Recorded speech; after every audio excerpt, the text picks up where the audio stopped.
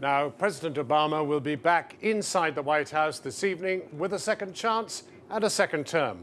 In the end, his victory was swift. The margin was narrow but overwhelming. As one by one, most of the key swing states fell his way. For Mitt Romney, a gracious concession and a Republican Party grappling to understand its loss. But for Obama, amid the euphoria of his supporters, a promise that the best is yet to come. In tonight's first report, our Washington correspondent Matt Fry reports now on a triumphant night in Chicago.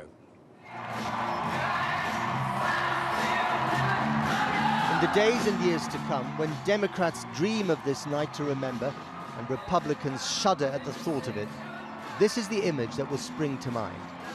America's first black first family walking the stage of victory for the second time in 4 years. The girls a little older and a lot taller. Their father, grayer, wiser, and despite this moment of triumph, humbled by the bruising and often deflating business of government. And whether I earned your vote or not, I have listened to you.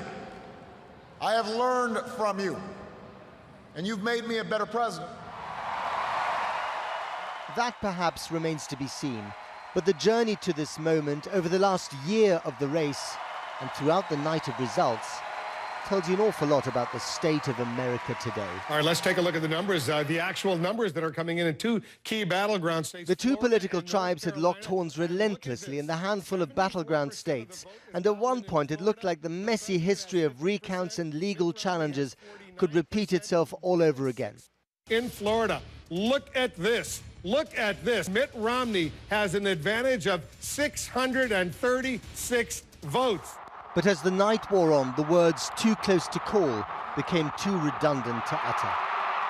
Barack Obama will be re-elected President of the United States.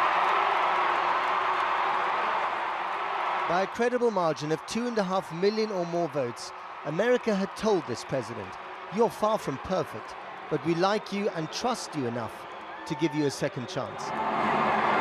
After what must have been the most bitter and certainly the most expensive campaign ever, Barack Obama has not so much made history as he's defied it by getting himself re-elected when the economy was in such a state.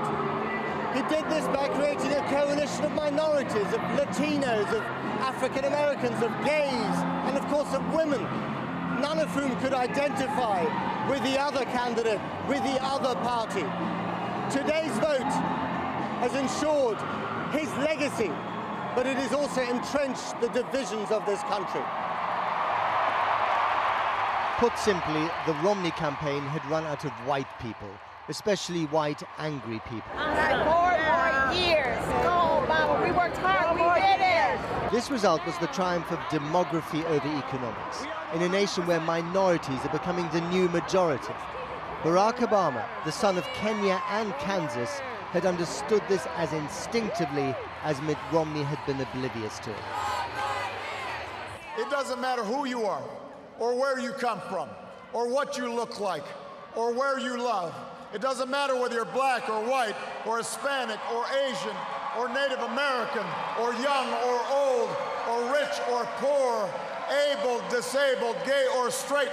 You can make it here in America if you're willing to try. And so to the finale, the tantalizing American dream of unity in a country still haunted by its most vexing conflict to date.